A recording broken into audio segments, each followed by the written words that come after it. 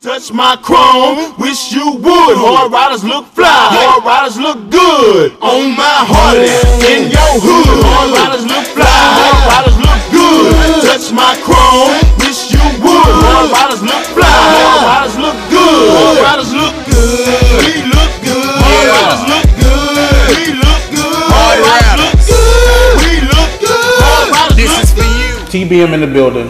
It's the new Negro. Here with Hard Riders Vice President Shanno. Got some questions that the community wants to know. Gonna answer them. Shanno, how you doing? I'm all right, bro. Appreciate it. Shanno, how you get your name, man? Man, Shanno. My name is Shanel. Ah. Yeah, some of the cats, you know, I've been in this bike game since '97. 97. 97. This Harley game. Don't show your age now. Hey, I'm still young. Okay. But this white guy called me something. He said, you need to have a biker name, because I started riding with a white guy. All right. And he said, you need to have a biker name. Okay. They called me Shan, and he used to call me Sweets. And the guys in my job used to call me Sweets. Okay. Because I was sweet with the ladies and everything. Okay, good. You know, and I kept it low key. All right. Then all of a sudden, you know, some of the brothers started calling me Shanno.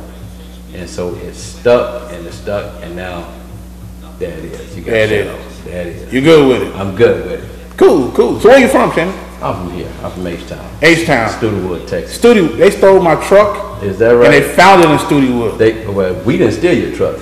H-A-N. We didn't steal your truck. They just found it in our hood. That's all. Oh, yeah. It was in somebody's Big Mama yard on some donuts and a spare. It was in Big Mama yard. Huh? And Not my Big Mama. Somebody Big Mama yard. Okay. And she said, "Come get it out her front grass." All right, that's good. Right. Good. So you been in the bike game since '97. 97. So I take you never rode a Yamaha before? Yes, I started out on sport bikes back in '89. Okay. 89, I started on sport bikes. I bought my first bike was a Yamaha 600 FZR, I think it was. Okay. Was scared to get on the freeway. Finally got there and graduated up to a Suzuki 1000, I do believe it was. Oh, Jixer. Yeah, Jixer 1000. Okay. And I graduated to getting the bike lowered and everything. Used to do a lot of street racing. I didn't used to race. I used to have it and do all the shit. Well, I ain't the cop, so you ain't got a lot of me. I ain't used to race though. But I used to have somebody else race it for me. Do the shit talking and put up the money and Pinks. You think it's pink slip? Pink slips. Pink slips for real. Then I got in '97. I got into the Harley Davidsons. One of my customers came up. They just came from Daytona Bike Week. Okay. Now you say customers. Were you working for a dealership at the time? No, I wasn't. I was at a customizing shop. We do wheels, tires, ground effect. That's where a lot of people know me from, on Shepherd and Tidwell. Okay. Accessories plus, wheels are rust, tire and wheel connection. Customer came up there in a trailer, and he told me, he said, man, I had my bike parked out front, my Suzuki. He said, hey, you need to get you a real motorcycle. I said, I ain't lost a race yet. Right. And he told me, no, he opened the trailer up, said, you need to get one of these. I said, man, that's an old man bike. Right. So he told me, no, you need to ride it. So I'm like, man, I rode it down the street. You know, it was a little different. Came back, and I said, man, it's a little different. You know, it's a little different. He was like, yeah, we going riding tonight. We're going to bike night tonight, which back then in '97, '98, '99, and 2000, it was bike night in Houston. The whole city used to go downtown. Used to go to a bar named Stelzer's. Used to go to Shepherd Plaza. We used to go to the Big Easy. A lot of different places which the whole city participated in, which we don't have no more.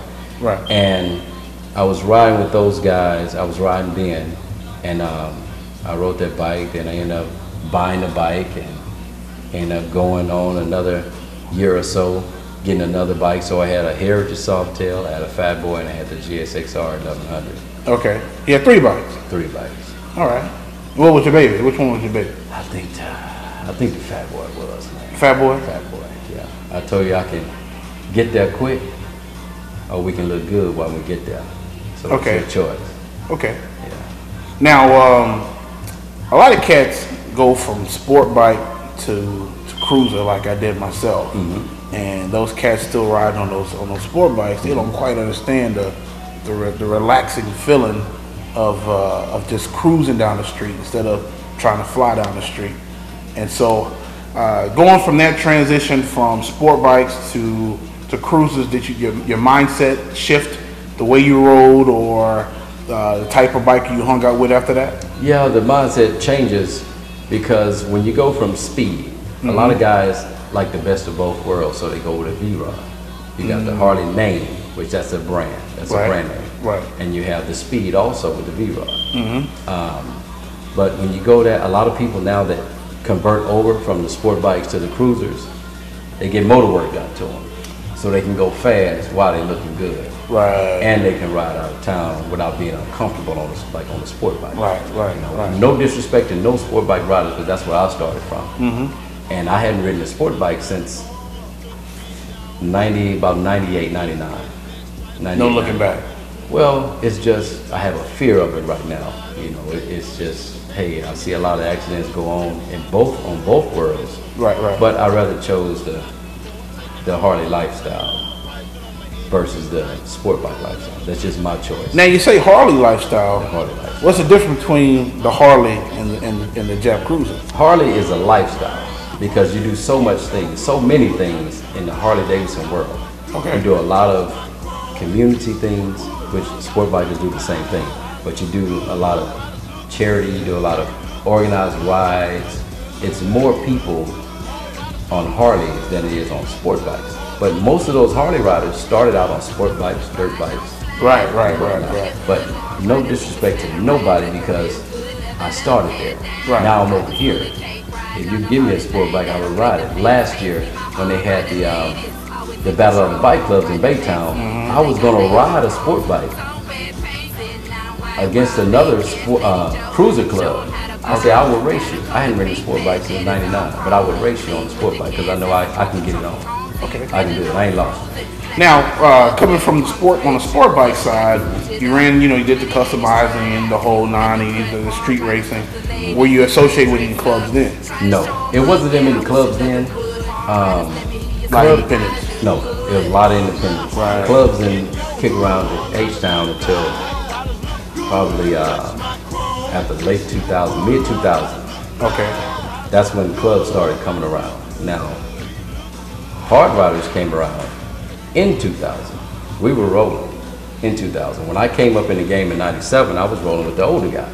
Okay. When I pull up at a spot, these older guys were like, looking at me like, hey, where you come from? Because I was a young dude. Right. I ain't gonna say how young, but I was a young dude. Right. And they respected me because I had a clean bike that was cleaner than theirs. So that's when I got back, when let's say mid 2000, that's when all of these bike clubs come up. And now everybody wants to be a part of a bike club. Why do you think that is? I think people want to feel a part of something. I really think that people want to feel a part of something. In the cruiser world, people want to feel a part of the biker community, the lifestyle, because Harley is a lifestyle versus the sport bike. A lot of those guys, it's a lifestyle for them also. They're on the fast life. Right. We're on the cruising life. Right. We want to chill. We want to look good when we get there. We want to sound good. Those guys, a lot of them want to get there, but they still have love for the cruisers also. And some of them say, hey, I'll never own one of those old man bikes. Right. That's cool. That's cool. There's no disrespect. I love everybody. I get along with all the clubs. Sport bike and cruising, I'm gonna help you out. I was rolling down the street a couple weeks ago on the freeway. I saw our sport bike on the side of the freeway. I got off, came back around to help him out. Hey man, you need some help. He was scared when I got out the car because he was a white guy. Right. I didn't have my colors on or anything. But I offered my assistance to him because he is a motorcycle rider. He's a biker. He's a biker. Right.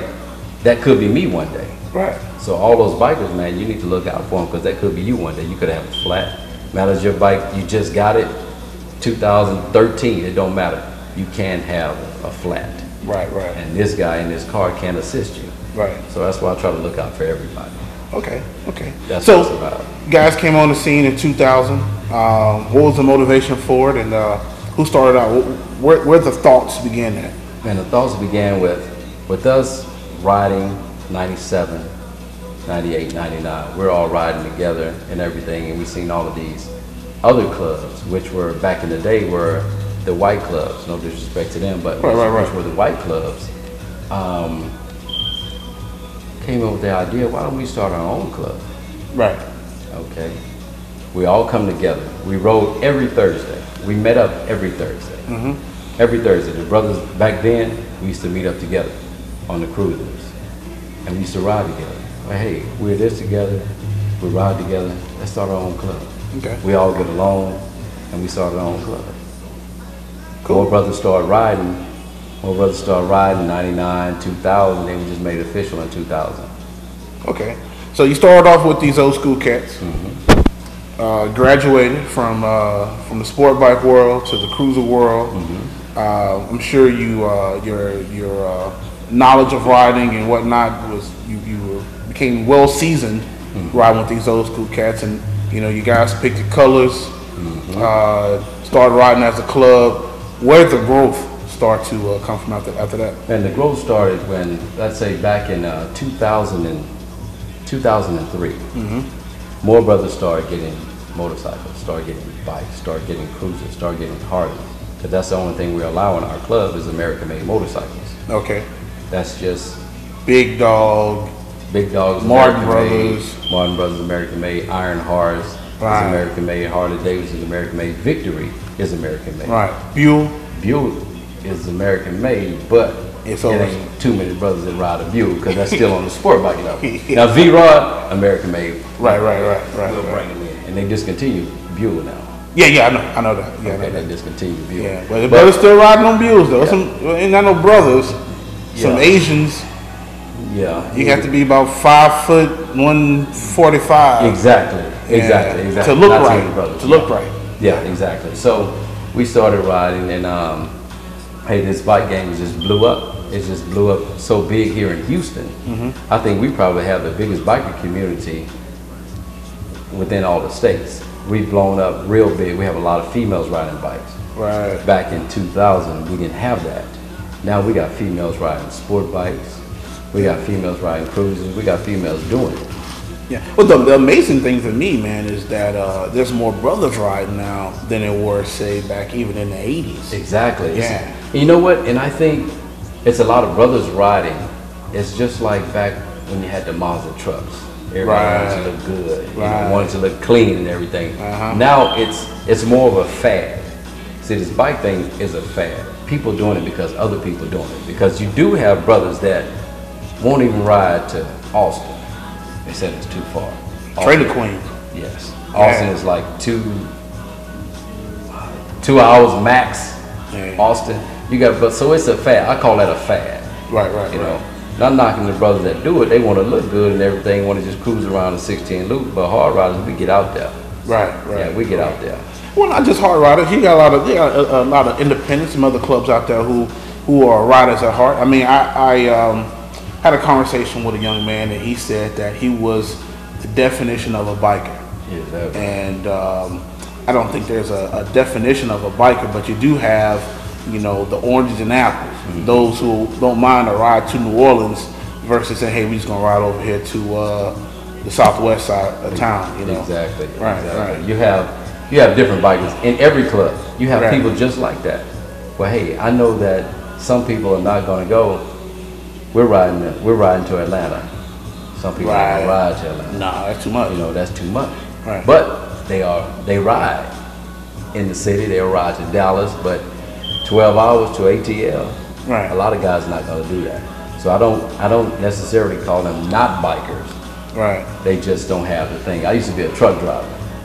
I ain't driving further than Dallas, but I'll ride a bike to Atlanta. Right. So it's a difference. Oh, it's a difference. That's an excitement. That's an excitement. That's a challenge. That's something that I can tell somebody about. Tell my kids, my grandkids about. Right. Hey, I rode a bike to Atlanta. Not driving a truck. There's a difference. Some people think it's crazy, but that's just how I take it. Touch my chrome, wish you would. Hard riders look fly, hard riders look good. On my Harley, in your hood, hard riders look